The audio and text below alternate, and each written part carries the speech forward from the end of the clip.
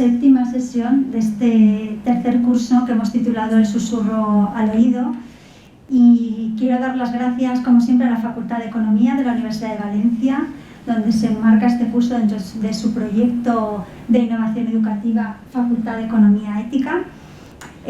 También a Ginés Marco y al Instituto de Filosofía Edith Stein de la Universidad Católica de Valencia, y bueno, pues cómo no, a nuestro ponente de hoy, José Manuel Mora. Bienvenido, muchísimas gracias por estar aquí esta tarde.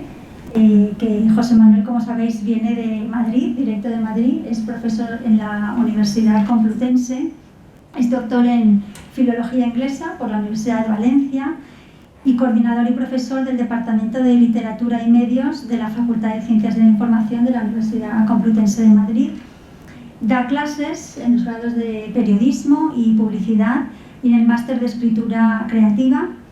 Y bueno, pues ha sido profesor además en distintas universidades europeas y en la University of Wales, que ha dado seminarios de literatura y escritura, también en Finlandia, en Suecia, en Florencia, que ha estado este verano, hemos estado hablando antes, en Pisa. Y bueno, además es autor de los ensayos Leer o no leer y de escritos sobre estética y vida cotidiana. Y es muchas cosas más, pero como lo que interesa es escucharle a él, ¿no? Estaréis de acuerdo conmigo, y su presentación de la obra que hemos seleccionado para hoy, que es en Washington Square de Henry James. Y nada, te doy la palabra, José Manuel, y cuando quieras, y muchísimas gracias. Pues muchas gracias, Rita, muchas gracias a los que habéis venido y a los que estén conectados. Y bueno, pues me sumo a los agradecimientos a las instituciones que he mencionado, y que estoy encantado de volver a participar y en esta actividad de los grandes libros que la verdad es que a mí me da la vida. Hablando un poco así de por qué me meto en estas cosas y por qué hablo de estas cuestiones, pues porque soy profesor universitario y he descubierto el gran potencial que tiene la literatura, el gran potencial formativo universitario, de que podamos hablar de las grandes cuestiones que plantea la literatura, los grandes libros, ¿no? Y entonces, pues, viendo, ¿no?, qué podría ser esta vez, porque hemos hablado de... ¿Lo tenemos? ¿Está encendido? Sí. Pues si no recuerdo mal, hemos hablado de Medea, de Antígona, de Macbeth, de no sé si alguno más, y ahora pues damos un salto para hablar de Henry James, ¿no? Voy a hacer como una presentación introductoria un poquito general, pero creo que va a servir para darle contexto, y luego, como sé que habéis leído la novela, que esto es lo importante, porque si no estaré yo contándoos aquí la historieta, y me parece que para que los grandes libros funcionen, pues es importante, es necesario que los que asisten pues lo hayan leído, y entonces ya conozcan la trama, el argumento, y que podamos entrar a cuestiones más concretas, ¿no? Entonces, voy a hacer como esta introducción. Esta novela, Washington Square, pues la he utilizado bastante en clase con alumnos de periodismo, de publicidad, y tengo la experiencia de que funciona siempre, funciona muy bien. Es verdad, y antes estábamos hablando de que quizá nos está hablando la novela de un mundo social ya un poquito lejano al nuestro, pero yo creo que hay conexiones, y eso quizá podamos hablar de ello luego en el coloquio, ¿no?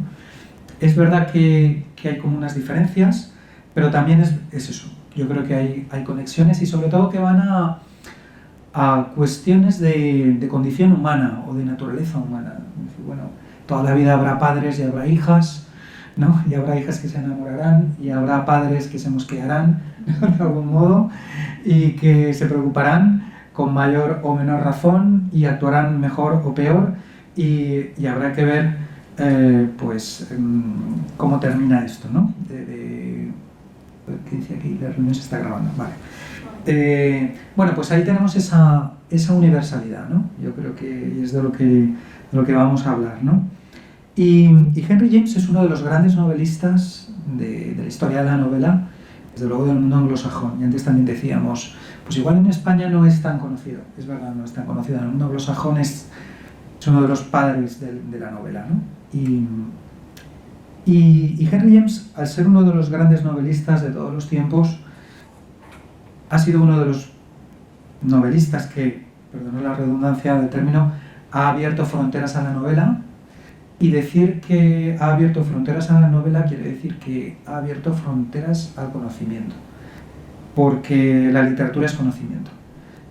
Y aquí ya introduzco una de las cosas que quiero decir y que podemos hablar luego. A mí me parece que, desgraciadamente, en nuestra modernidad hemos separado demasiado algunas cosas que en la realidad no están separadas, ¿no? Como puede ser el conocimiento y el entretenimiento. Y entonces tendemos a pensar que el conocimiento tiene que ser aburrido y como una cosa distanciada de los intereses vitales, y que el entretenimiento pues muchas veces no toca cuestiones fundamentales de la vida, ¿no? Y nos parece que o una cosa o la otra, ¿no? Y a veces lo comento con los alumnos en clase y ellos están de acuerdo en que, pues es verdad, ¿no? Ya nos gustaría que el venir aquí a clase, a la facultad, donde venimos a adquirir conocimiento, fuera una experiencia humana. Vamos, no digo que tuviéramos que estar riéndonos todo el rato, porque no se trata de que la universidad sea divertida, pero sí que sea interesante. O sea, me parece que lo que no tiene sentido es que alguien haga 4 años de carrera y diga, bueno, me he preparado técnicamente para hacer algunas cosas, pero la verdad es que pues, muchas asignaturas ni me acuerdo, ni tampoco, bueno, me sirvió para pasar de curso. Y yo creo que eso es un fracaso educativo, ¿no? Y que tiene que ver con esto, que verdaderamente la literatura y el conocimiento, o el entretenimiento y el conocimiento, o los intereses personales y el conocimiento, hay que conseguir atar todo eso, ¿no? Y yo creo que educativamente ganamos todos. Bueno, literatura, Henry James, ¿no? Es un gran novelista, abre fronteras a la novela y abre fronteras a nuestro conocimiento. No sé vuestra experiencia, luego hablaremos, pero después de leer esta novela, yo creo que todos hemos aprendido algo más, ¿no?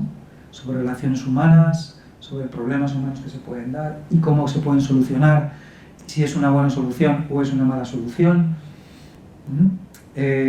Al final, si nos ha hecho entender algo más sobre la felicidad humana, algún aspecto. Yo creo que esta novela directamente está poniendo un aspecto de la felicidad sobre el tapete, está diciendo, bueno, en medio de una familia con un problema, ¿esto cómo se puede solucionar? ¿Finalmente Catherine es una persona feliz o no? Si queréis luego.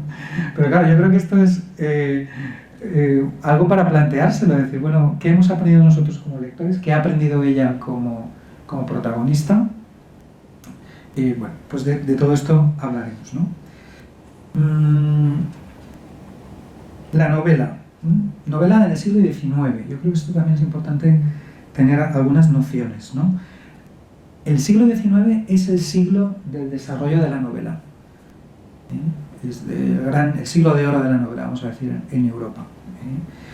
Y este género literario se ve muy potenciado porque se dan unos factores sociales novedosos que van a coger la novela como su género particular.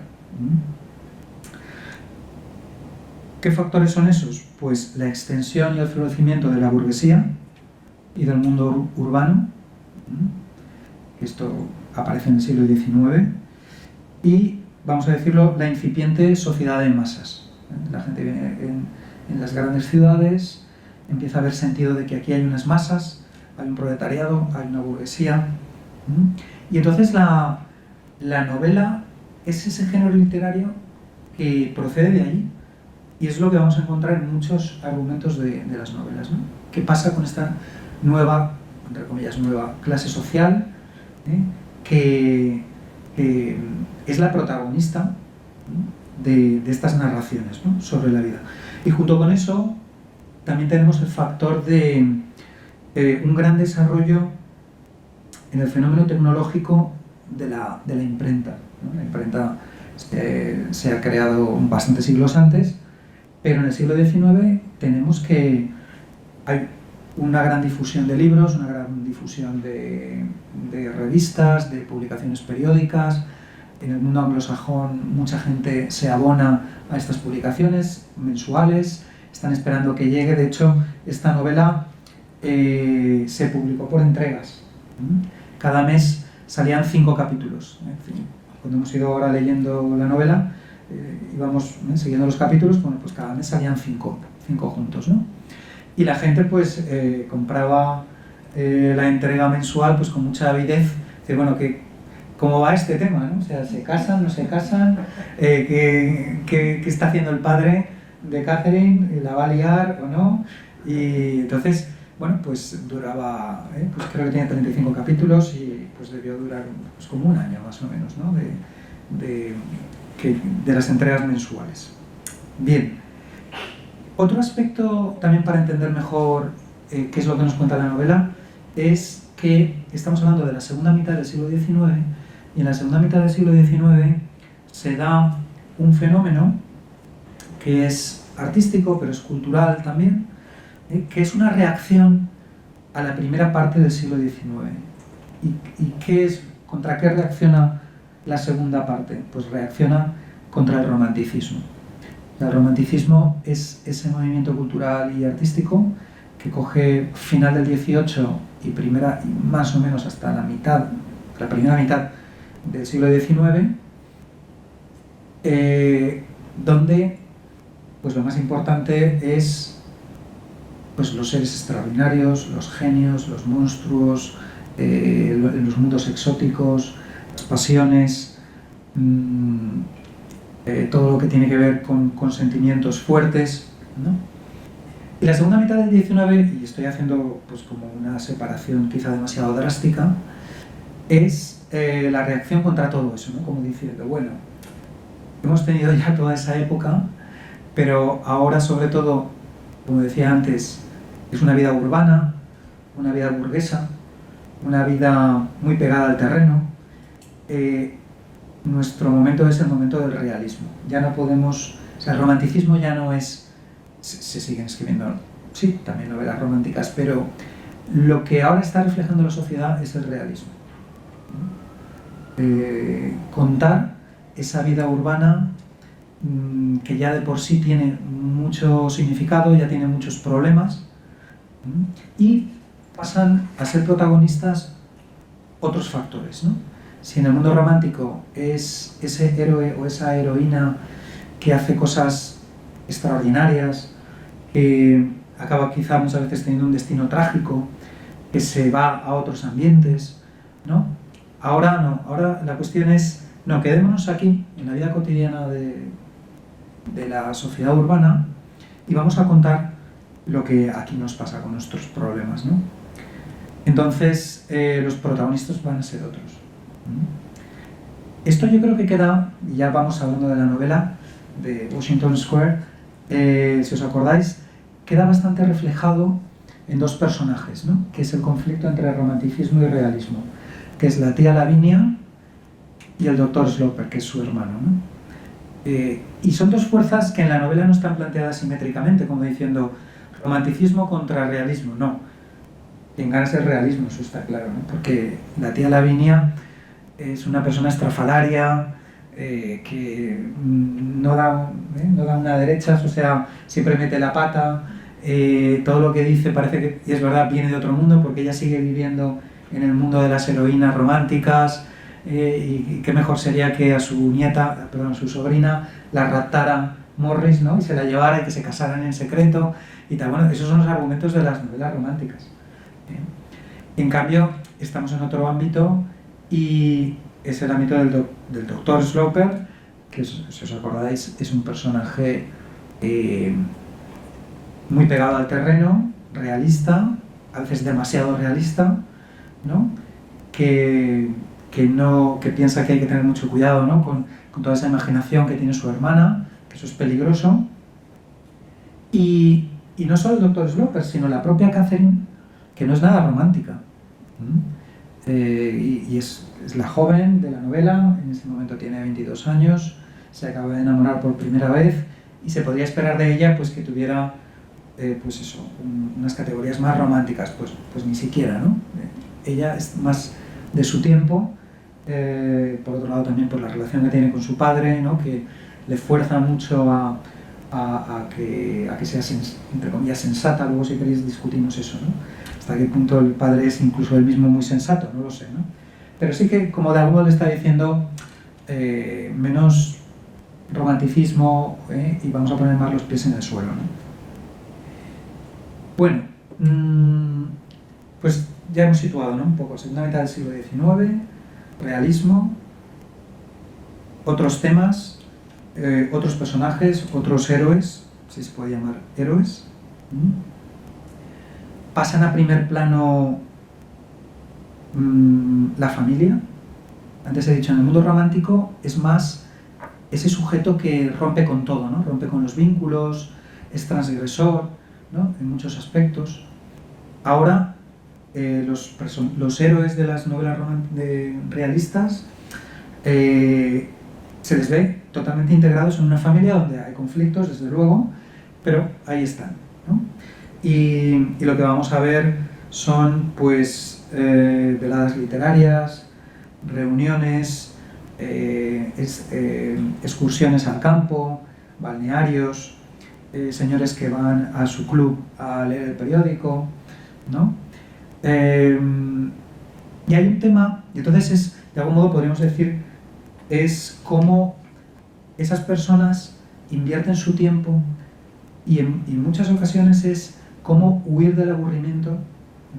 Y cómo encontrar sentido a la vida, porque aparece también el tema del tedio vital, ¿no? Gente acomodada, gente de la burguesía que tiene que hacer algo porque el sentido de la vida también se les escapa, ¿no? Habitualmente también encontramos en este contexto de estas novelas, sobre todo en el mundo anglosajón, personajes que no trabajan porque alguien ha trabajado antes, porque el padre o el abuelo ha creado la empresa, ¿no? Ha creado un emporio, hay una riqueza, y entonces los herederos inmediatos pues se dedican a vivir de esas rentas. Entonces hay que organizar el tiempo y hay que organizar, pues, bailes, fiestas, tertulias, bueno, que está muy bien, ¿no? No estoy haciendo una crítica, simplemente describo, ¿no?, lo que pasa.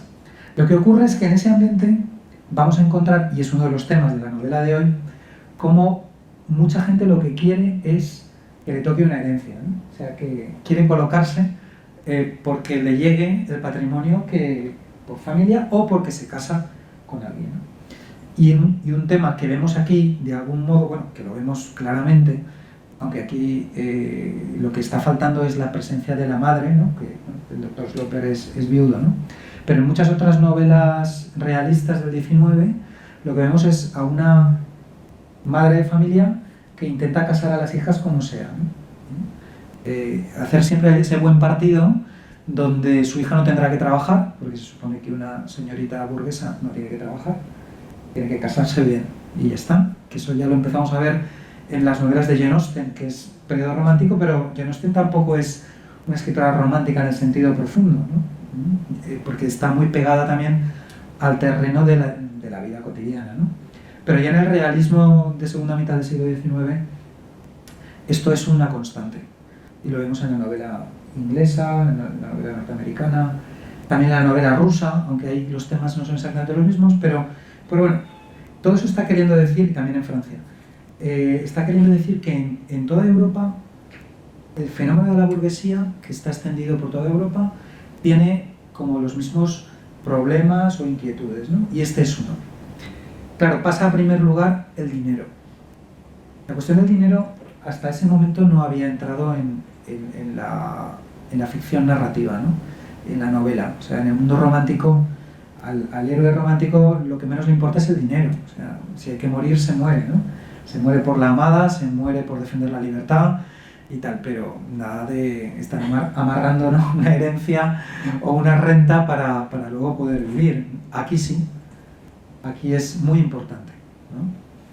Eso no quiere decir que todas las novelas del realismo pues sea de gente, vamos a decirlo, como egoísta, que tal, no, pero el dinero siempre está ahí, siempre es una cuestión que hay que tener en cuenta, porque no se vive del aire, y sobre todo en el caso de las mujeres, de la burguesía, es que no trabajan. O O sea, tienen que estar bien casadas, tienen que tener una renta. Bueno, el dinero, ¿no? Y en este sentido también vemos, y sobre todo también se nota en las mujeres, que lo que tiene que hacer una mujer bien situada en la burguesía pues es desarrollar pues talentos, sensibilidad estética, tocar un instrumento si sabe, si puede, bailar, ser una buena anfitriona, de dar fiestas, banquetes, organizar un buen baile, casar a las hijas, ¿no? Bueno, pues esto es en lo que se ocupan, ¿no? Y luego también otra cuestión que quizá tiene que ver tanto con mujeres como con hombres es el tema del cuidado de sí, que está relacionado con esto, ¿no? La salud, los médicos, también aparecen mucho en las novelas del 19, ¿no? Y aquí es fundamental, el doctor Sloper no solo en la novela, sino en la sociedad del momento norteamericana, ser un médico de prestigio es una figura social muy importante, ¿no? Y entonces esas personas de la burguesía que tienen que cuidar su salud, ¿no? Y tener ciertos lujos, ¿no? Y por eso van a balnearios y por eso siempre están preguntando por la salud y qué tal tu salud, ¿no? Sería pues otro rasgo, ¿no? de esta época. Bien, Henry James, ¿no? Pues Henry James cuenta todo esto porque en parte, o en buena parte, él pertenece a la burguesía. O sea, él no es un autor que viene con, por así decirlo, del proletariado, que ve las cosas desde fuera y dice voy a contar y voy a criticar cómo viven los burgueses, ¿no? Que se podría hacer, ¿no? Y hubo gente que lo hizo. Él pertenece a ese mundo, pertenece a la burguesía norteamericana de finales, bueno, segunda mitad del 19, de padres acomodados que se llevan a sus hijos a Europa y les dan es lo que se llama el Grand Tour. El Grand Tour era algo que empiezan a hacer que hacen los ingleses ya en el 18, los que tenían dinero.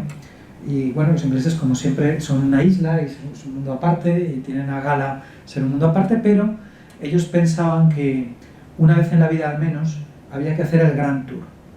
Había que ir a Europa, pasar un año más o menos, conociendo todo aquello, culturizándose, viendo todos los monumentos, ¿no? Y luego volver, y entonces ya era como haber hecho la reválida, ¿no? Decir, bueno, tú ya puedes entrar en sociedad porque no solo porque tienes dinero, sino porque has hecho el Grand Tour y has vuelto de Europa. ¿Y qué has visto en Europa? Pues evidentemente Italia, ¿no? Era el sitio donde había que ir.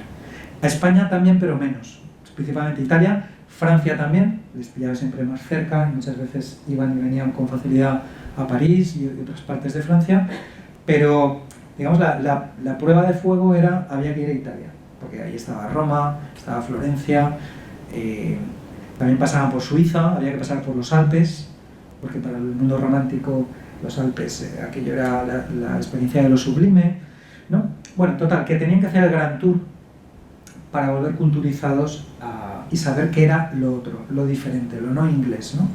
Bueno, los americanos, los norteamericanos de segunda mitad del 19, que son herederos directos de los ingleses, porque es su propia cultura, los que tienen dinero hacen lo mismo. Entonces dicen, tenemos que ir a hacer el Grand Tour a Europa, que comprende para ellos también Inglaterra. Y esto es lo que Henry James conoció. Sus padres les llevaron a los hijos unas cuantas veces a Europa. Él se queda fascinado y muchas de sus novelas lo que vamos a encontrar es siempre el contraste entre la cultura norteamericana y la europea, mostrando los vicios y las virtudes de ambas culturas. Y hay que decir que al final él se va a vivir a Europa, incluso se nacionaliza ya al final de su vida, ¿no? Se nacionaliza británico y bueno, o sea que finalmente podemos decir que le convence, ¿no? Lo que hemos leído en Washington Square ahí lo vemos, el Grand Tour también, el Dr. Sloper se va con Catherine, hacen toda esa, en principio 6 meses, luego un año entero, o sea, muy bien, tienen dinero y no hay ningún problema, ¿no? Lo hacen, ¿no? Y ahí llegan, y con esa pretensión que tiene el doctor de que se culturice Catherine, ¿no? Y luego sabemos que tampoco se fijó mucho porque ella seguía obsesionada con Morris, pero bueno, esa es la costumbre que tienen los burgueses norteamericanos de la segunda mitad del XIX, ¿no? De hacer el Grand Tour.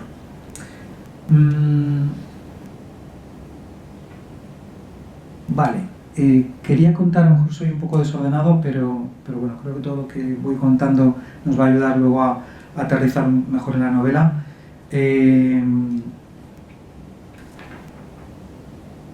Fue un éxito editorial esta novela, se publicó en 1880, fue un gran éxito del público y hasta ahora, ¿no? Consigue varias cosas. Por un lado, llega al gran público, cuenta una historia humana que es fácil empatizar con esa problemática, con esos personajes, y al mismo tiempo está muy bien escrita, ¿no? No sé, luego si queréis lo hablamos, ¿no? Pero se deja leer muy bien, los capítulos están muy bien medidos, son como escenas donde el narrador suele empezar contando, haciendo un resumen de algo que ha ocurrido y finalmente termina en un diálogo. Y si os acordáis, al menos esta es mi impresión, son diálogos muy teatrales, diálogos entre el doctor y su hija, entre la tía y la hija, y la sobrina, entre el doctor Sloper y su hermana, ¿no? Donde, como si estuviéramos en el teatro, a resultas de ese diálogo, la trama va a avanzar. Va a pasar algo en ese diálogo que van a cambiar las cosas. Se toma una decisión, ¿no? O, bueno, luego lo vamos a ver. Por recordar, ¿quiénes son los personajes de esta novela y que en cierto sentido parece una obra de teatro, ¿no? Pues básicamente son 4. Está todo muy centrado y eso ayuda mucho a seguir la trama, ¿no? El padre, Austin Sloper, que es el doctor, Catherine, que es la protagonista, la hija, el pretendiente, que es Morris, y luego la tía Lavinia, ¿no? Que está constantemente allí mediando y metiendo la pata y al final pensando que está haciendo un bien a todo el mundo cuando está complicando las cosas, que es un personaje en parte bastante cómico, y que ayuda a equilibrar, digamos, el drama de esta novela, porque si quitáramos a la tía Lavinia, pues quedaría una cosa bastante dura, ¿no? En muchos aspectos, ¿no? El conflicto. Y luego, en un segundo plano, podríamos decir que tenemos 2 personajes que creo que son interesantes porque aportan una información valiosa, ¿no?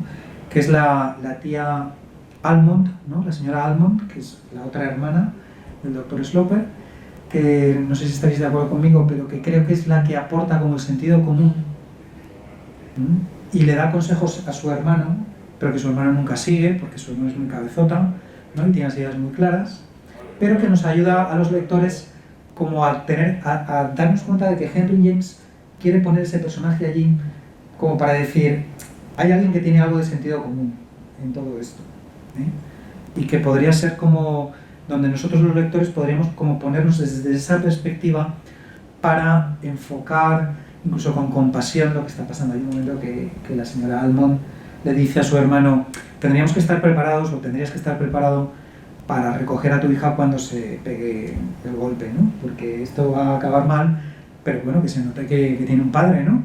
Y esto es quizá uno de los problemas no de la novela, sino de esa relación familiar, ¿no? ¿Hasta qué punto el doctor Sloper está siendo un padre o está siendo otra cosa? Y por eso pasa lo que en buena medida pasa, ¿no? Bueno, pues la señora Almond, y luego si os acordáis, la señora Montgomery, que es la hermana de Morris, ¿no? En esa entrevista que es tan interesante, y esta novela la he leído, pues no sé, 5 veces a lo mejor, o 6, porque como la he utilizado mucho en clase, cada año la releo. Y la verdad es que seguiré releyéndola porque no se te cae de las manos, de decir, bueno, ya la he leído, esto, bueno, ya sé de qué va, y esto es un poquito tópico, no, sino que cada vez que la leo, pues descubro matices nuevos, ¿no? Y uno de esos matices es, por decirlo de algún modo, es ese diálogo entre el doctor Sloper y la hermana de Morris, ¿no? Donde poco a poco como que se van poniendo las cartas boca arriba, ¿no? Él quiere encontrar una información y sabe que es una información delicada, que se la tiene que dar la hermana del pretendiente, y cómo la señora Montgomery, pues al principio, claro, ella no quiere dejar mal a su hermano, pero al mismo tiempo se hace cargo de que aquí quien puede ser la perjudicada es Catherine, ¿no? Y por un impulso moral, al final le acaba diciendo, si os acordáis, consiga que no se case con mi hermano, ¿no? Porque dice, verdaderamente, es que le puede hacer muy infeliz, ¿no? Me parece que ese capítulo, que es una escena teatral, se podría representar perfectamente con 2 actores y podríamos seguir muy bien ese diálogo. Esa escena, ese capítulo es tremendamente, no sé cómo decirlo, ¿no? Muy literario y muy humano, ¿no? Nos hace meternos en la problemática de un modo pues muy intenso. Llegados hasta aquí, yo no sé cuánto tiempo me queda porque quizá me estoy enrollando mucho, pero... Vale, con lo cual ya estamos casi... Vale, entonces vamos directamente a qué ha pasado aquí, ¿no? Y a ver qué opinamos, ¿no? Dándole vueltas y buscando como el alma del relato el alma de esta novela, decir, bueno, ¿qué ha pasado aquí, ¿no? ¿Qué es lo que nos ha contado Henry James? ¿Desde qué perspectiva y qué es lo que quiere decir, ¿no? Yo diría, nos ha contado un desengaño amoroso, ¿no?, en el cual la protagonista principal tiene un progreso moral, de modo que de ser una chica totalmente sometida al padre, porque bueno, pues la madre no está, el padre cuida todo, además se supone que es lo propio de una señorita burguesa, ¿no? Pues ha recibido pues una educación, ¿no? Y entonces ella pasa de no tener voluntad, y es lo que diga mi padre, ¿no? Esa relación temerosa, de un gran respeto, pero es un respeto más, digo yo, luego me interesará que lo hablemos, ¿no? Pero más fundado en el temor que no en una sana relación filial, como ella, a través de todo el proceso de la presunta boda, ¿no?, que va a haber, y cómo termina aquello, a través de todo ese proceso, ella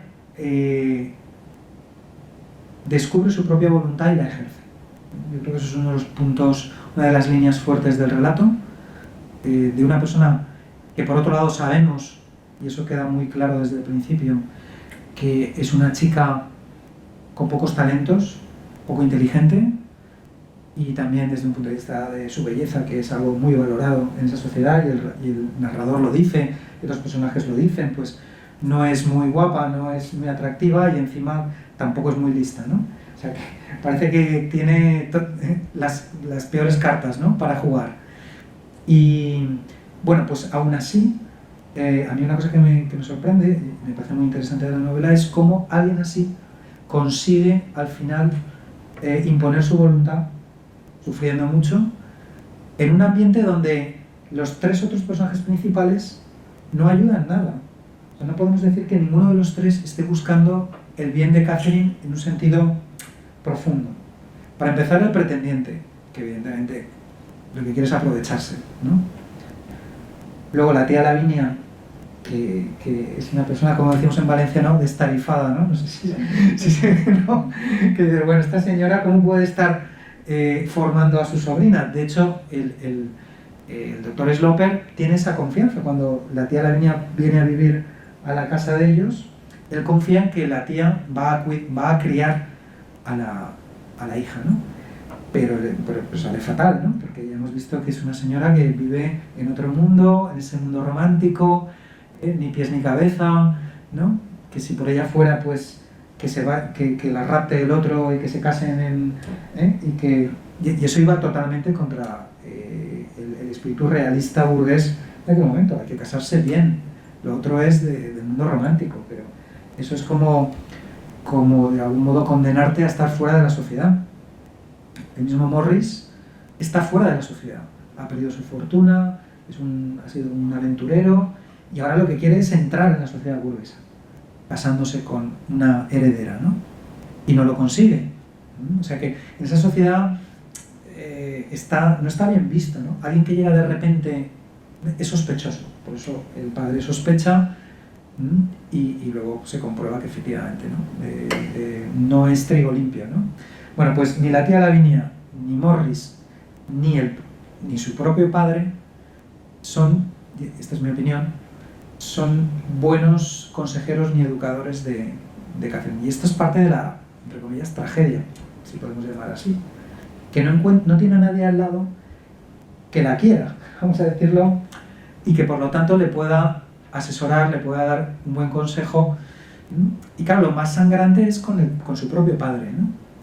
Si os acordáis, desde el primer momento el narrador nos deja claro que el doctor Sloper a su hija, más que como una hija, la ve como una carga, ¿no? Que hay que sacar adelante.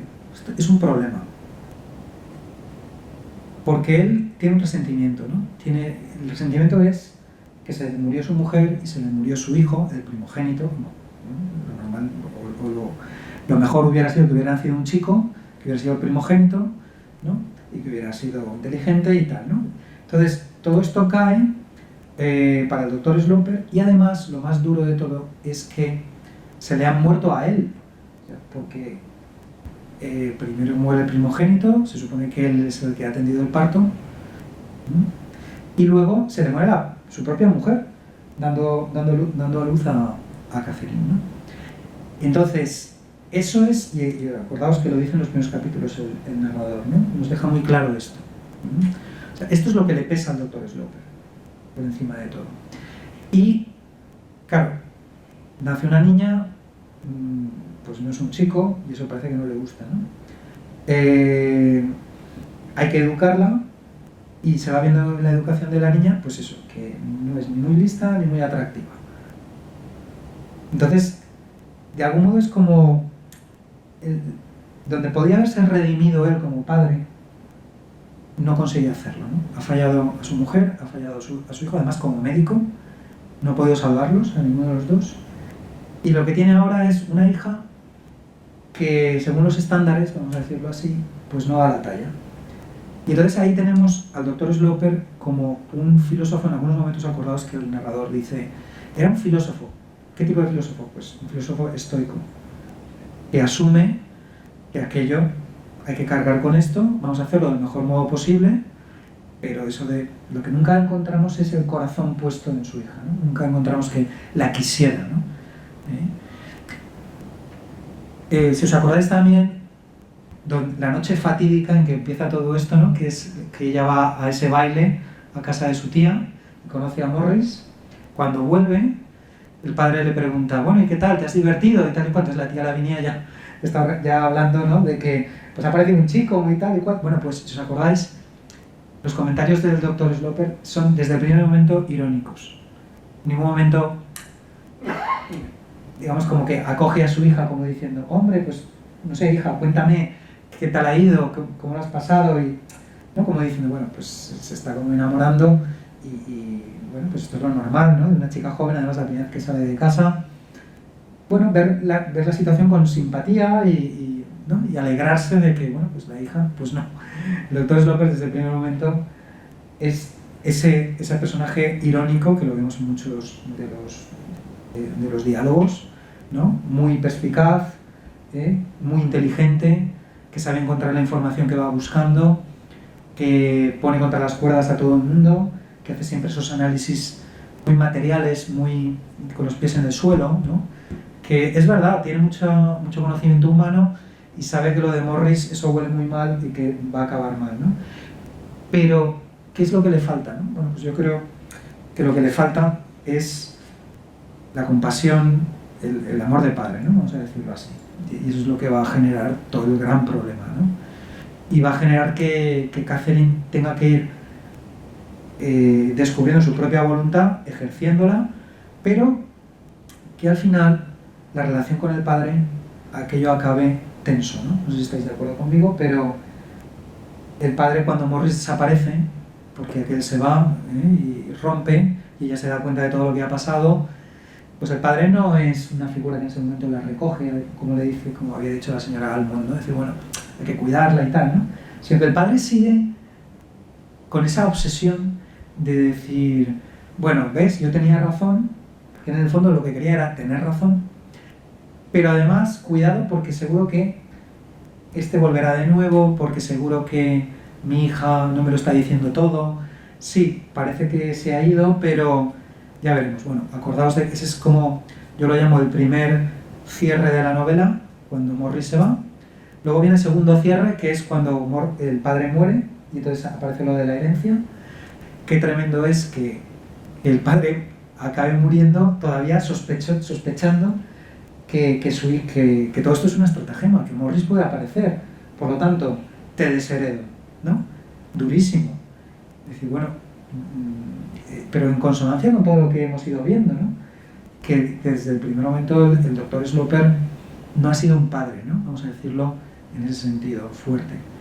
Ha sido alguien que quería hacer bien su encargo y que no quería que le tomaran el pelo. Entonces, bueno, y está obsesionado con yo tengo razón y no quiero que me engañen, y al final pues le quita o reduce a un quinto, ¿no? Lo que iba a ser la herencia de Catherine, ¿no?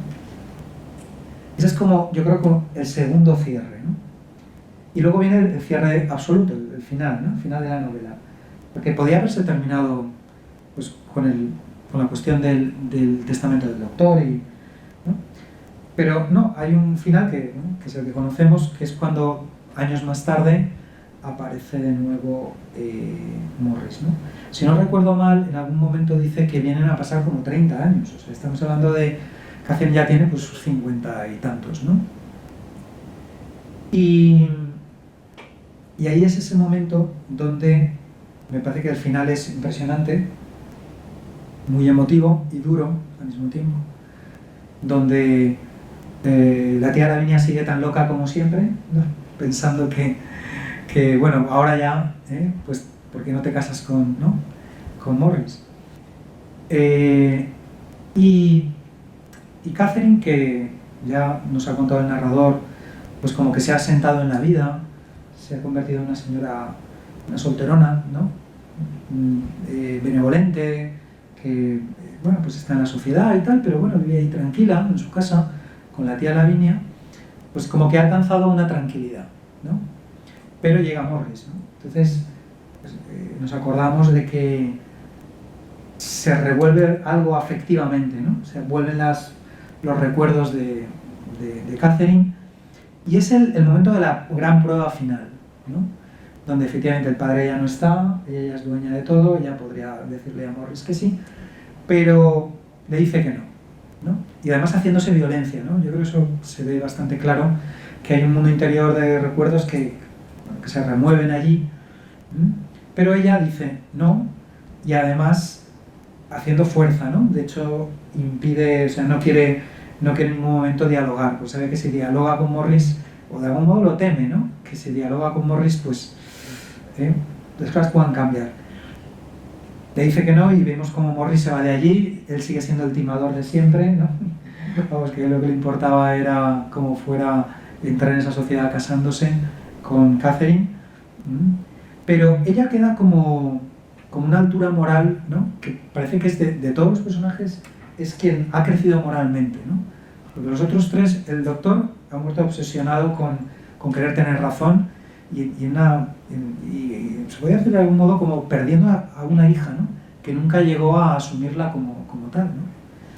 La tía Lavinia, pues en su mundo, y Morris pues ese cazadotes, ¿no?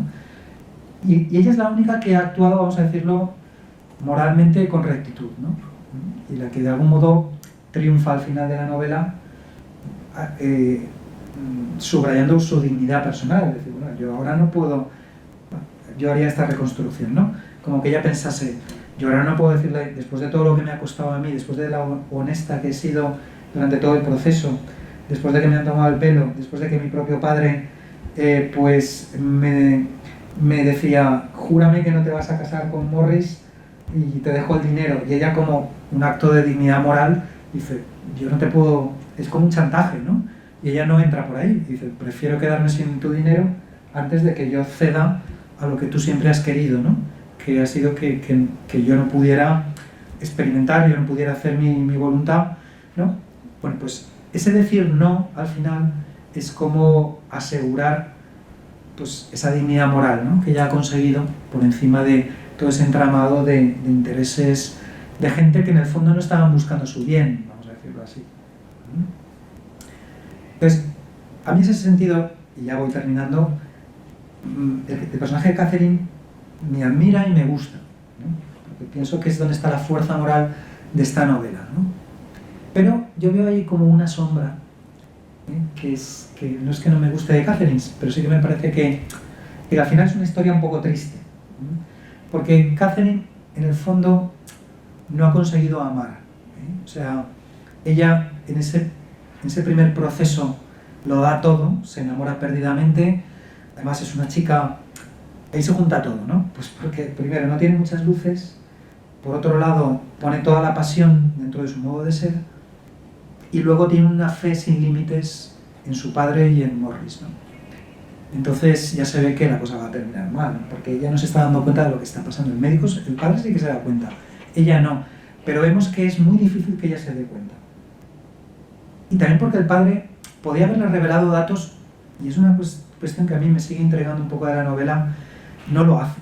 Después de la reunión que tiene con la señora Montgomery, podría haber hablado con su hija con mucha calma, y incluso haberse apoyado en la tía Almond y haberle hecho ver, mira, los datos son estos, esto es lo que está pasando, este chico es así. Sin forzar las cosas, simplemente diciéndole, esto es lo que... Pero no se hace, ¿no?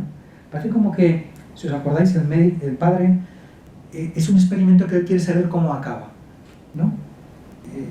Es una cosa curiosa. Yo no sé si esto es un defecto de Henry James o es algo que tenía que hacer para que dramáticamente la novela funcionara, o podemos achacarlo a un modo de ser del padre un poco curioso, ¿no? Un poco duro, ¿no? Es decir, bueno, yo podría revelarle estas cuestiones, pero no se las digo a mi hija.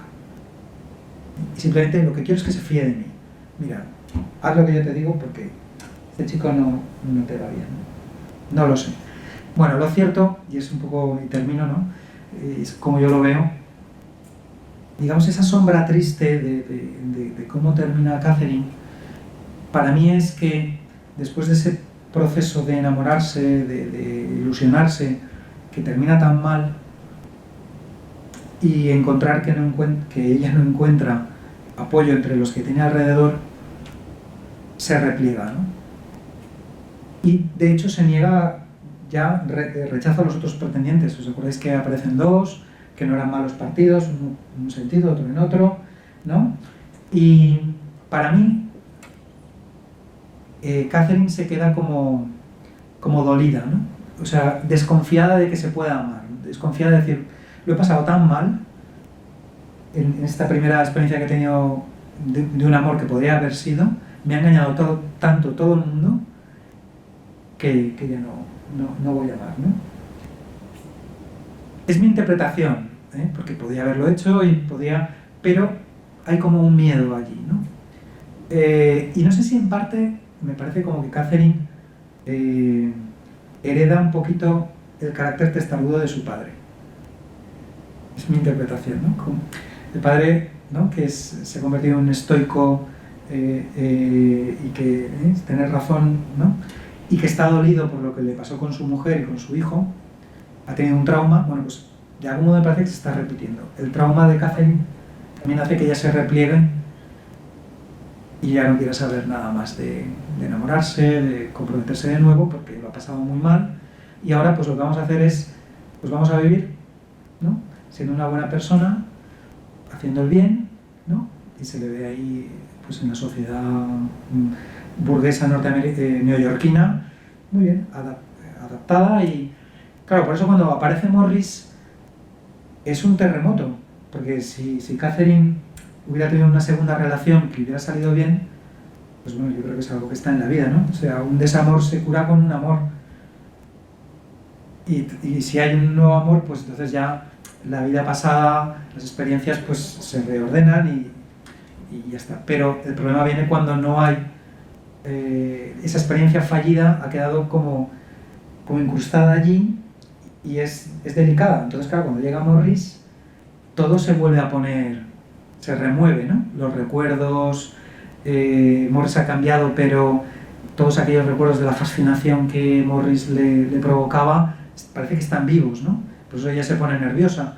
Y el único modo que tiene es cortar, ¿no? Cortar en seco, o sea, aquí no hay diálogo. Y muy bien, ejerce la voluntad como ninguno de los personajes la ejerce, ¿no? Pero, en mi opinión, queda esa experiencia amorosa fallida, ¿no? Esa experiencia del amor que nunca culminó y que ha creado, de algún modo está fomentando, o está ahí, en esa psicología de Catherine, ¿no? de persona, y bueno, pues yo ya, la experiencia del amor conmigo no ha funcionado, y mejor que la cosa no se toque y ahí termina la novela.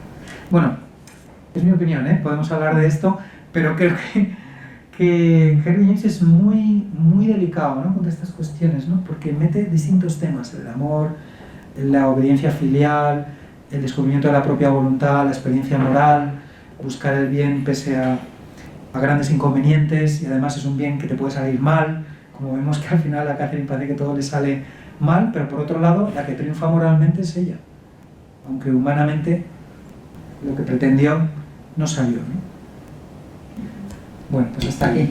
Bueno, yo creo que has abierto, ¿no? Incluido muchísimos temas.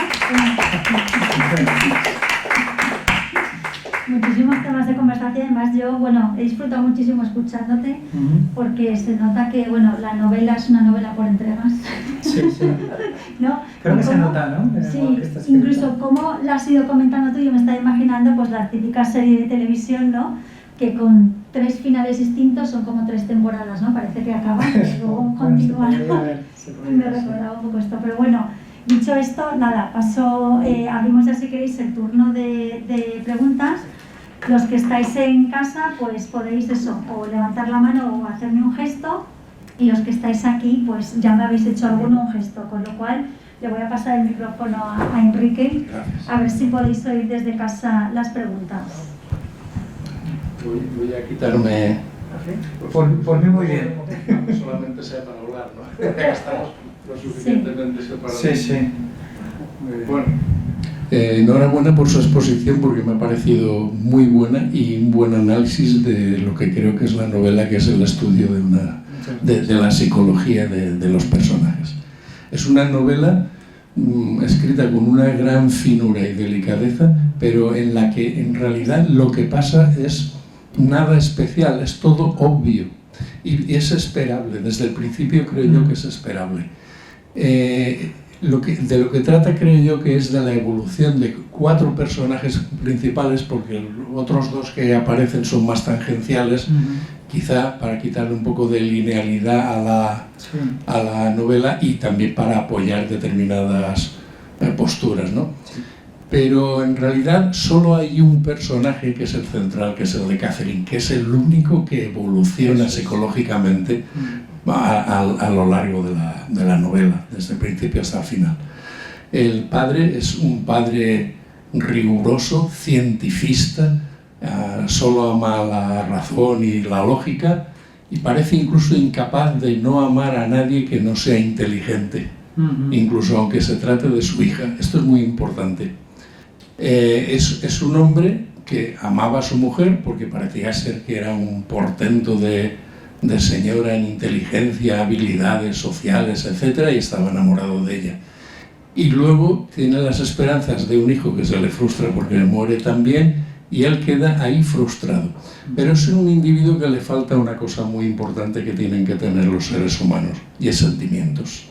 Este hombre no tiene sentimientos, o muy limitados, vamos, no se puede decir de nadie nunca que no tenga ningún sentimiento, pero los tiene muy limitados. Para él es la razón, la lógica y lo que él considera su verdad, que por supuesto se considera el único capaz de tomar decisiones, ¿no?, acerca de cómo son las cosas.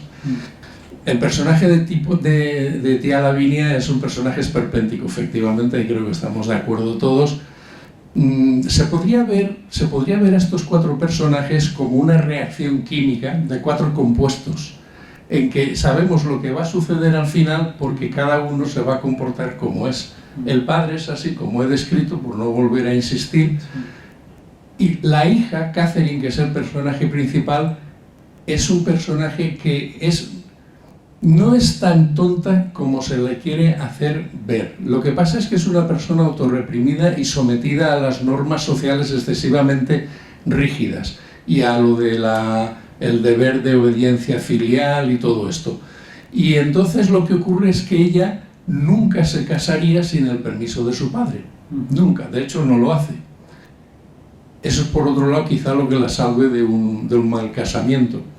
El personaje de Tía Lavinia es más bien un catalizador, porque un personaje esperpéntico como ella lo único que hace es o acelerar o decelerar el proceso evolutivo del asunto. Porque ella, claro, como es tan peliculera, diríamos hoy, es muy peliculera, le gusta el aventurerismo emocional, y entonces en realidad no es una mala persona, simplemente es que no es consciente del papel que juega y que puede hacer daño sin querer. El otro personaje es también un personaje bastante típico, no es nada novedoso, es el típico cazador de fortunas, de herencias, y que le intenta, con sus gracias y habilidades sociales, el conseguir a esta chica que la ve una cosa fácil. Pero claro, tiene el problema del padre, que es un individuo, es inamovible. Bueno, pues si el padre no consentiría nunca en darle el permiso para casarse, y ella no consentiría nunca en casarse sin su permiso, pues ya sabemos lo que va a pasar, no va a haber boda. No va a haber boda. Por mucho que Tía Lavinia y el otro, el Morris Townsend, se empeñen. Morris Townsend se confirma al final que efectivamente es un cazador de fortunas, de herencias, y se termina ya largando. Esta reacción de los cuatro compuestos, para lo único que sirven no es para ver el final. ¿Va a haber pregunta o...? Bueno, es un comentario más. Vale, bien. No, lo digo por como hay más preguntas. Sí, vale, acabo ya enseguida. Muy bien. Y lo que es verdad es que al final, efectivamente, la dignidad de Catherine se impone y de alguna manera es la única que además queda bien. Aunque ella va a tener una vida desgraciada, bueno, se conforma con lo que tiene, ¿no? Con esas actividades sociales propias de la época, pero no va a ceder en el nuevo intento de Morris Townsend, porque ella está desengañada y ha visto que la pretendía engañar, que venía a otra cosa. Sí. Y es como una reacción química en la que el resultado estaba ya previsto. Sí, no, es muy interesante lo que comentas, y es verdad, yo creo que esto conecta con el realismo de la novela, ¿no? O sea, no va a haber sorpresas, ¿no? Así como la novela romántica plantea situaciones exóticas, novedosas, en el mundo burgués ya se sabe lo que pasa. O sea, la maestría de algún modo sería decir que, digamos que la maestría de la literatura burguesa es contar lo que todo el mundo ya sabe, porque está contando la vida cotidiana de los burgueses, pero contarlo de tal modo, profundizando de tal modo, que proporcionen una mayor comprensión de las causas. ¿Por qué pasa esto? Entonces aparece toda la cuestión psicológica, aparece toda la cuestión moral, ¿no? O sea, alguien como el doctor, que es capaz de llegar hasta donde llega, entre comillas, como sacrificar a su hija, casi se podría decir. Ella no la trata como hija con tal de él que se cumpla su voluntad o querer tener razón, ¿no? Y conecta con lo que decías. El doctor Morris es un personaje del 19, que es de segunda mitad del 19, que es un momento cientificista, donde los médicos y los científicos son la figura social importante, ¿no? Y además es una ciencia muy determinista, ¿no?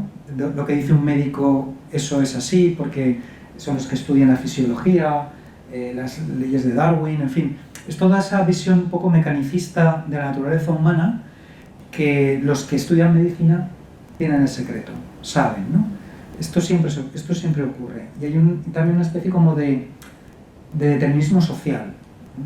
Las personas siempre actúan igual, hay unos estereotipos, ¿no? Y ahí el médico, pues lo que acabo de decir, ¿no? Es una figura social muy valorada, ¿no? porque es gente que tiene los datos. Es el empirismo ese del positivismo, del cientificismo del 19. Son los que verdaderamente hacen ciencia y pueden hacer también ciencia social, y ahí es donde vienen muchos problemas. Muchas gracias. Quería preguntar, Nathalie, desde casa. Nathalie, si quieres quitar el silencio del micro y a ver si te escuchamos. Gracias.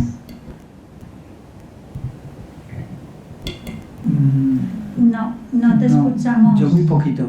Se le oye muy... A ver, mira a ver si puedes subir el volumen. Sí.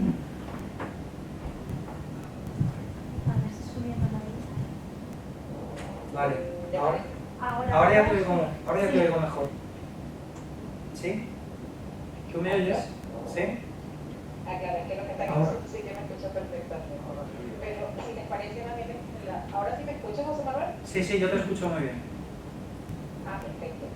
Bueno, José Manuel, gracias por esta presentación, ¿no? Yo tenía una sola pregunta, ¿no? Y es, por supuesto, no tengo la experiencia y como el contexto total que tienes acerca de la época y la literatura del momento de la novela, pero a medida que iba narrando, lo que sí me parecía es que ella no había experimentado el amor, aunque tenía, se supone, las diferentes facetas. Una persona, bueno, si su papá era estoico, pues tanto la razón como Dios, y sin embargo no fue capaz de amar, aunque conocía racionalmente a Dios, no fue capaz de amar a su hija. Pues su tía, que se supone que desde el romanticismo también es amor y tampoco lo es. Entonces me parece que también era como mostrarnos todas las facetas de amor que no son amor, y que el producto es hacer a una persona incapaz de amar. Sí. Sin embargo, al final rematas diciendo es que ella te parecía que tenía miedo a amar. Entonces ahí fue donde me hizo un poco... ¿Tú piensas que en este sentido es más miedo a amar o un desconocimiento absoluto de lo que es realmente, pues, amar al otro y entender la dignidad del otro y amarlo tal como es? Porque no tuvo ningún referente. Claro. O quizás miedo, o sea, me gustaría que profundizaras quizás ahí cuando dijiste miedo, yo digo, uy, también puede ser, pero miedo a que sí. Vale, ¿me oyes bien? Sí. Vale, pues muchas gracias por la pregunta. Yo creo que está muy bien porque centra muy bien el tema, y a mí este tema me da muchas vueltas, ¿no? Yo creo que lo planteabas como una cosa y otra. Yo creo que son las dos. Claro, ella tiene una experiencia del amor bastante traumática, pero también es verdad lo que tú dices, que es que no tenía ningún consejero, ningún referente que le pudiera dar eso, pues ser un referente para decir, mira, amar tiene que ver más con esto, tiene que ver con conocer más a la otra persona, tiene que ver con respetar, tiene que ver con que te respeten. No tiene nada, ¿no? Es un poco la tragedia de Catherine, es que su iniciación en el amor es sin ayuda de nadie, sin consejeros que quieran su bien, y ella pone en juego lo único que ella tiene, que es una gran constancia y una gran confianza. Entonces se entrega totalmente a Morris sin sospechar nada, absolutamente nada. Al mismo tiempo quiere ser fiel a su padre, y al final eso va a llegar a un conflicto, que es lo que vemos. Y quizá un poco llegado a tu pregunta, al final ella no ama porque la experiencia ha sido muy dolorosa. No quiere repetirla, y por otro lado, que creo que es lo que estabas diciendo, es que no tiene otro referente, porque podría decir, bueno, he visto o alguien me ha contado que las cosas pueden ser de otro modo, o sea, que te pueden amar pues buscando tu bien, sin querer... Perdón, no sé si... bueno, ahora me escucháis, ¿no? José Manuel, pero sí. No se escuchó nada. O sea, en mute desde que te dije perfectamente. Vale, o sea, ¿no has oído nada de...? Nada, vale. Bueno, pues resumo rápidamente. Entonces, yo lo que comentaba es que tú lo planteabas como una disyuntiva, ¿no? O, si no recuerdo mal, pues por un lado tiene un dolor, no ha llegado a amar, o le ha dolido todo aquello, pero por otro lado tampoco sabe amar, ¿no? Yo creo que es que se dan las dos cosas, efectivamente, las dos como que se retroalimentan. Lo que sí que tiene es la experiencia traumática. Y entonces yo me pongo en su lugar, o sea, cuando te ha ocurrido eso, ¿No has tenido cerca a una madre o alguien que te pudiera dar otro punto de vista más positivo, que te ayudara a comprender lo que ha pasado sin perder la fe en que se puede amar y puede ser amada, pero lo que te ha ocurrido simplemente es que bueno, ha habido un cúmulo ahí de problemas y tal? Si no hay nadie que sea capaz de darte ese punto de vista alternativo y que te puedas fiar de él, lo que queda en ti es la experiencia que has tenido, ¿no? Que eso colorea todo. Entonces, ante la llegada de nuevos pretendientes y desde luego la llegada última de Morris, yo entiendo que ella por dignidad, pero al mismo tiempo por miedo y porque no tiene confianza posiblemente en que las cosas puedan salir bien, siempre haya dicho que no. Es mi postura, ¿eh? No sé. Muchas gracias, José Manuel. Gracias. Vale. Gracias. Bueno, hay una pregunta aquí de Javier. Javier, cuando quieras. Sí. Bueno, ¿se oye? No, es que está torporeando esto, ¿eh? Pues sí. Si no hablo a pelo. A ver, dale para arriba para que te vean en casa. ¿Sí? ¿Se me oye mejor? Ahora. Perfecto. Bueno, en primer lugar, muchísimas gracias. De verdad que es un privilegio para nosotros tener a una persona como usted, con sus conocimientos, en un foro como este. No, lo digo de verdad, sinceramente. Pero suena demasiado grande. No. Refleja la realidad. Bueno, yo en segundo lugar quería decir que yo el libro este lo he leído ahora, pero conocía el argumento. Esto lo comentaba con Enrique y antes lo comentaba con la compañera aquí detrás. Una célebre película del año 1949 de William Wyler, Sí. que se llama La heredera. Bueno, los personajes principales, si no recuerdo mal, no, porque lo he mirado hace poco, es Olivia de Havilland, hace fantástico, de Catherine, y Montgomery Clift hace de Morris Townsend. Digamos, la película es prácticamente igual que el libro, menos el final. El final es más radical aún en la película. Es decir, ese no que le da Catherine a Morris Townsend, se lo da del modo que no le deja entrar en casa, y la escena final es Montgomery Clift, aporreando la puerta, con esa cara totalmente que tiene Monty de atormentado, de estar fastidiado, y bueno, y en ese sentido es más impactante, más de película, digamos, ¿no? Sí. Bueno, dicho esto también, antes de hacer una pregunta, a mí el libro me ha gustado, pues es un libro de realismo psicológico total, es decir, los personajes están muy bien construidos todos. Quizá, y esto será la pregunta que haré al final ya, para mí el que menos es el de Morris, porque es un cazador de recompensa, como bien ha dicho Enrique, seduce, pero es demasiado escalado el tema. Es decir, tiene menos finura psicológica que tiene la hija, que tiene el padre, que tiene la tía Lavinia y los otros personajes, ¿no?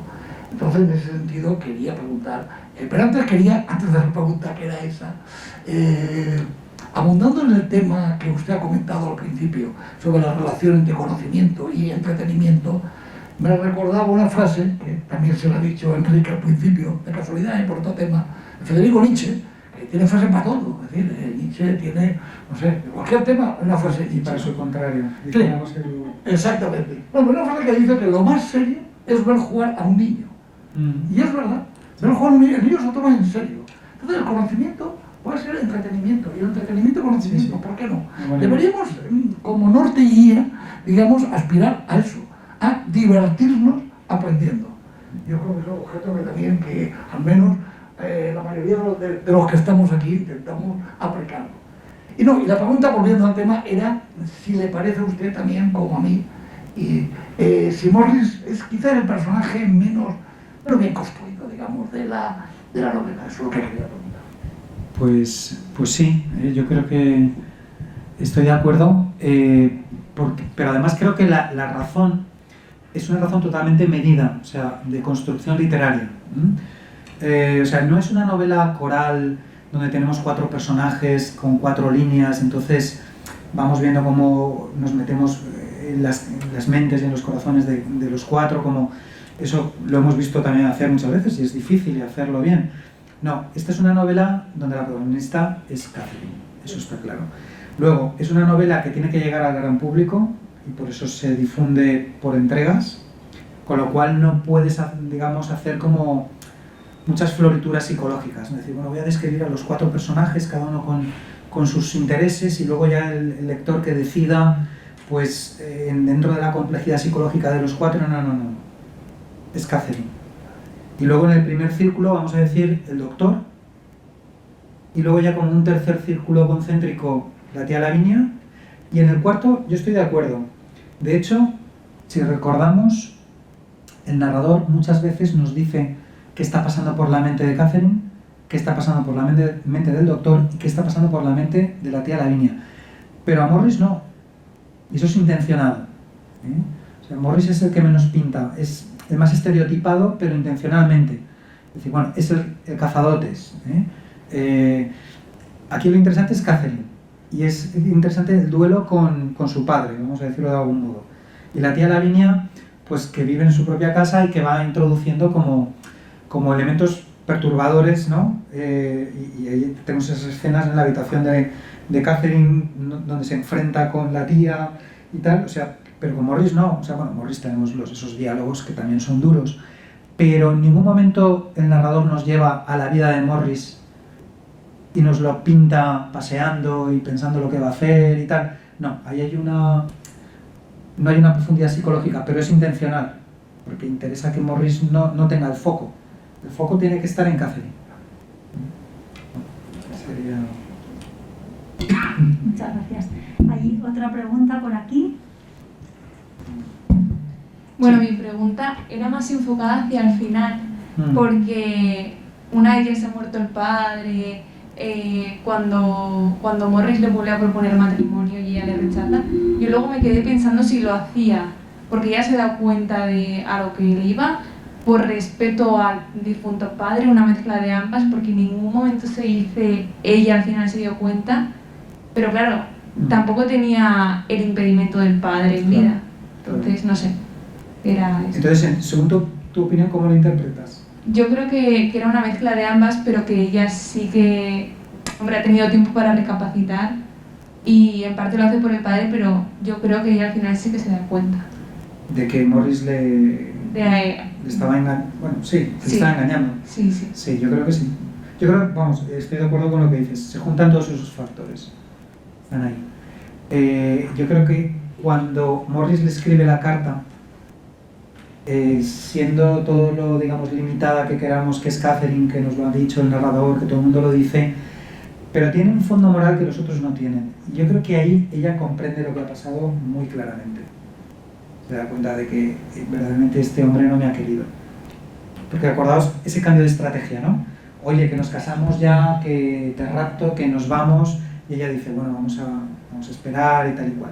Y luego el cambio de estrategia es, no, vamos a esperar, porque, ¿no? Que tu padre, vamos a ver si lo reblandecemos y tal, porque Morris está como jugando otras cartas. Y ella se lo sigue creyendo y dice, bueno, pues sí, igual, pues venga, sí, ya no vamos a hacer el plan de escaparnos, Y entonces llega un momento que es cuando Morris ya no tiene paciencia y se va y le escribe la carta. Yo creo que es ella, lo que pasa es que Mujer de James lo hace muy bien, porque es cierto que la duda que te ha entrado a ti, a mí también me ha entrado, o al menos cuando leí por primera vez la novela, de que el narrador de esta novela no quiere dejar las cartas boca arriba de Morris, con lo cual siempre queda una ambigüedad. Yo de hecho no sé vuestra experiencia, pero también cuando empieza a desarrollarse todo el proceso del enamoramiento, yo no tengo claro que Morris vaya queriendo engañar. Durante muchas páginas parece pues que es un joven que se ha enamorado sinceramente, ¿no? Poco a poco vamos descubriendo que no, que aquí hay gato encerrado. Y luego, desde luego, cuando está es la entrevista entre el padre y la hermana de Morris. Pero cuando llega la carta de Morris, yo creo que es el momento en que Catherine se da cuenta de que me has hecho daño y muy bien, te has ido, yo pensaba que eran otros motivos, pero ahora estoy entendiendo. Y es donde ya se cierra. Y porque eso que se ha cerrado, luego no quiere complacer al padre con el tema de la herencia, porque dice, como que es consciente de su dignidad moral y yo no voy a pasar por ahí, no te voy a dar ese gusto. Pero la carta de Morris está como tapada, ¿no? Como el narrador no te dice ella en el fondo qué está pensando de Morris. Solo sabemos que ella se ha apartado, no quiere más pretendientes, y cuando aparece al final, yo creo que el narrador, que sigue siendo muy sutil y que en ningún momento se mete en los pensamientos de Catherine y desvela todo, sino que queda todo muy sutil, te hace pensar, y a mí me hace pensar que ella ahí dice ese no, pues las cosas que has dicho, ¿no? Porque con respecto a lo que ha pasado con el padre, sería como de repente decir, todo ese sufrimiento no sirvió para nada, y ahora puedo decir que sí. Y por otro lado, con respecto al propio Morris, decir, no. Sé quién eres.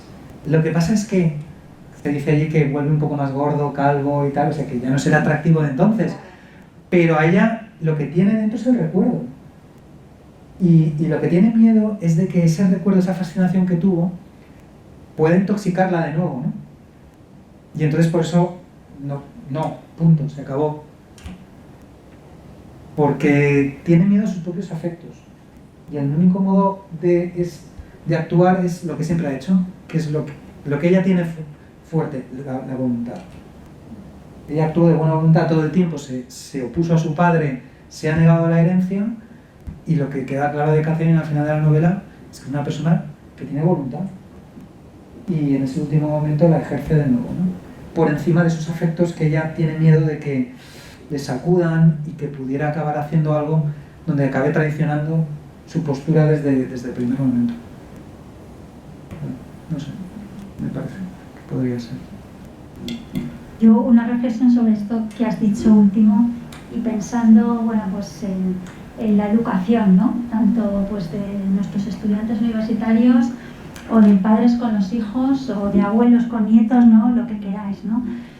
O sea, está claro que bueno, el tema de la felicidad es al final lo que todos buscamos en la vida, ¿no? Y se pone de manifiesto en cualquier libro que puedas leer, sea romántico o más realista. Yo creo que en eso estamos de acuerdo, ¿no? Me viene ahora a la cabeza, bueno, Manuel Guillén no está esta tarde ni conectado ni aquí, porque le hacían una entrevista en la radio sobre su último libro, Motivación en las organizaciones y sentido del trabajo. Esto no es para vender su libro, pero porque va a dar una sesión la semana que viene que es sobre felicidad en el trabajo, ¿no? No voy a hacer spoiler del libro de Manuel, pero al final una de las tesis, ¿no?, que defiende con las motivaciones es que al final eres feliz cuando amas lo que haces, ¿no? Pues bien en el trabajo o en la vida, ¿no?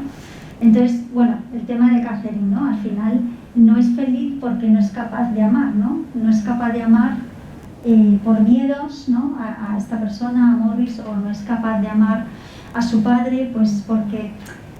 Mi pregunta es, con nuestros estudiantes, ¿no?, con nuestros hijos, ¿se puede amar sin haber experimentado el amor antes? O sea, ¿cómo podemos educar en el amor, ¿no? O educar para amar, ¿no? Porque al final es educar para ser felices en la vida, en el trabajo y en cualquier circunstancia, ¿no? Y esto lo hilaba también porque tiene que ver también con las motivaciones, ¿no? En esta época pues, de la burguesía, lo que has dicho, que al final ante todo se pone el dinero. Creo que esto tampoco es nada nuevo, y hoy en día nuestros estudiantes de la Facultad de Economía al final es, bueno, pues, ganar dinero, tener una posición, ganar más dinero, tener una buena vida en el sentido de que no te falte de nada. Pero claro, ¿qué pasa con ese ideal, ¿no?, de al final de la felicidad, que es amar para ser feliz? No sé si en esto nos puedes dar algunas claves de si esto se educa, se puede educar, si es imprescindible educar porque si no, no se puede conseguir. No sé si es... Vale, bueno, esto es ya meterse en cuestiones de antropología, ¿no? Y cada uno tendrá sus ideas y tal. Yo una cosa que veo como profesor de literatura y de grandes libros es que a mí esto me lleva inmediatamente siempre a tener posturas sobre estas cuestiones, porque la gran literatura pues, está hablando de ética, de antropología y del amor, vamos, es una cuestión fundamental. Entonces, yo creo que un profesor de grandes libros solo puedes amar tu trabajo como profesor de grandes libros si te enfrentas con estas cuestiones y tienes una postura personal. Si no, contar lo que dice Henry James, pues para eso ya nos leemos la novela y ya está. Si tiene sentido que haya este tipo de conversaciones y que las podemos tener en la universidad y que hablemos de la gran literatura y entremos a fondo, es porque los que vamos a hablar, los que vamos a entrar en la conversación, nos ha interpelado todo esto y tenemos que tener una respuesta sobre el amor, sobre la educación, sobre qué tiene sentido en la vida, qué es ser feliz. De esto va el fondo, ¿no?, de la literatura, ¿no?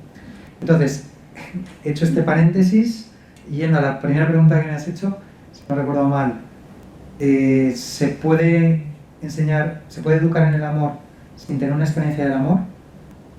Mi respuesta es no, absolutamente no.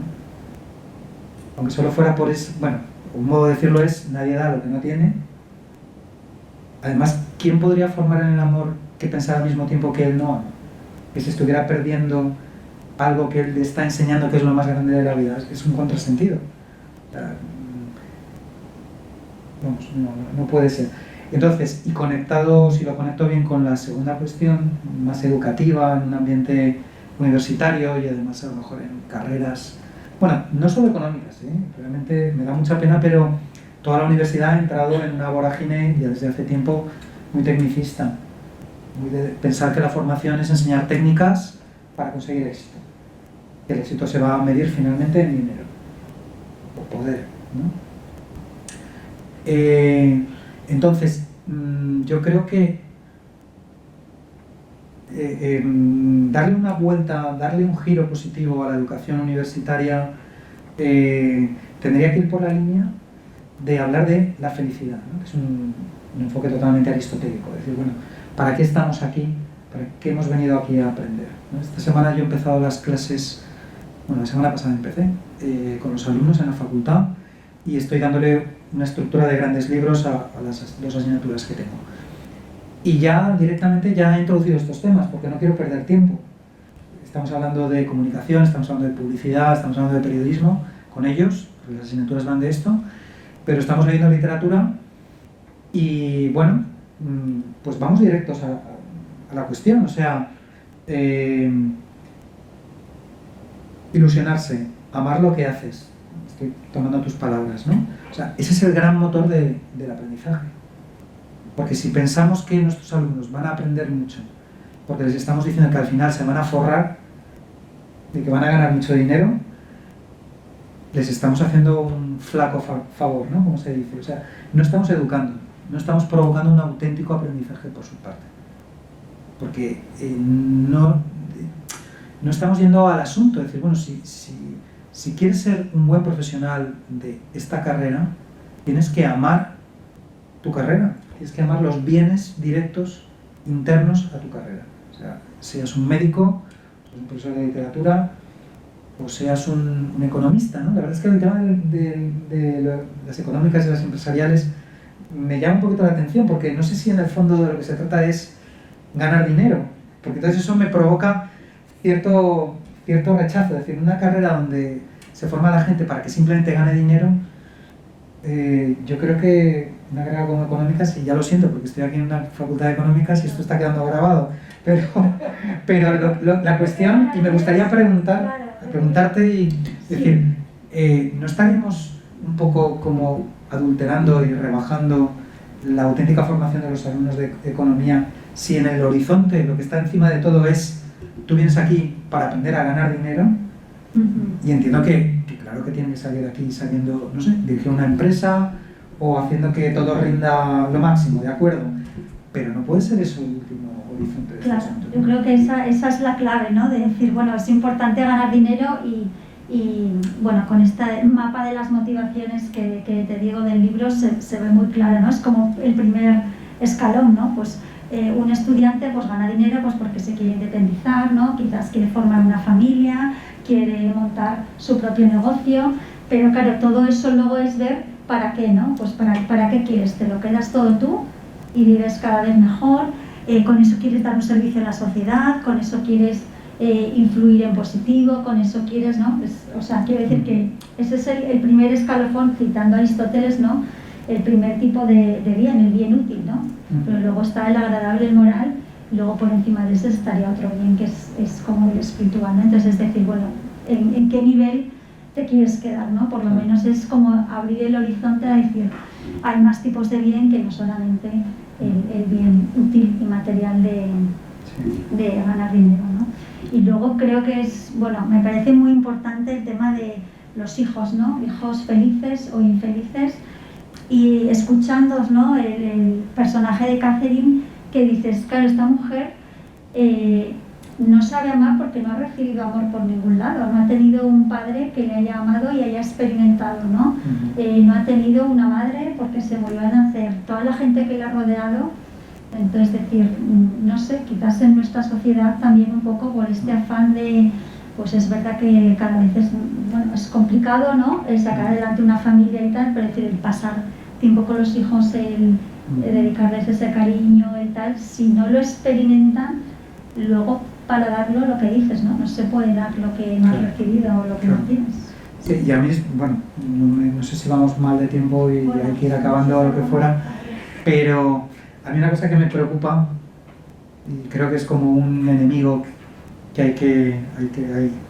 el que hay que enfrentarse en este contexto de la educación, en el plano en el que estamos hablando, de una educación que verdaderamente, un aprendizaje que aspira a cuestiones profundas, que verdaderamente pueden hacer feliz a la persona.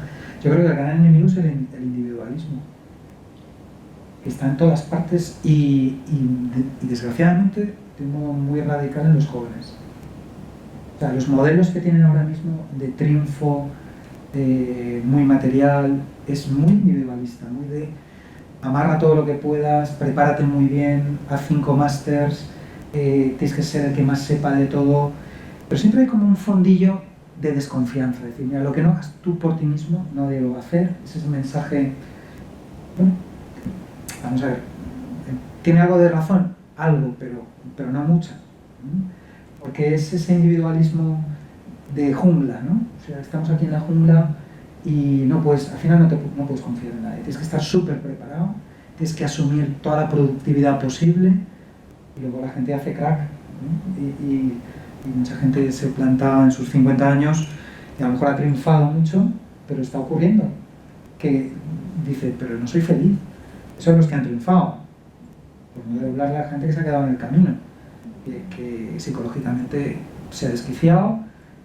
Bueno, las consultas de los psiquiatras y los psicólogos están ahora como nunca en la historia, porque los modelos individualistas están rompiendo, porque son muy tóxicos. Entonces, un chico o una chica que está en la facultad ahora mismo, o sea, la que sea, que lo que tiene ahí es que hay que triunfar como sea y que esto al final se va a sustanciar en dinero, o cierto prestigio social, o dinero pues para poder hacer mi vida, para poder hacer mis viajes, para poder vivir, entre comillas, ya cuando tenga 35 años ya empezaré a comprometerme con algo. Bueno, pues eso es lo que está hundiendo a mucha gente, ¿no? Y cada vez más joven. Entonces, bueno, cierro, individualismo. Mira, comenta Irene, si queréis, con esto ya son las 8 y terminamos.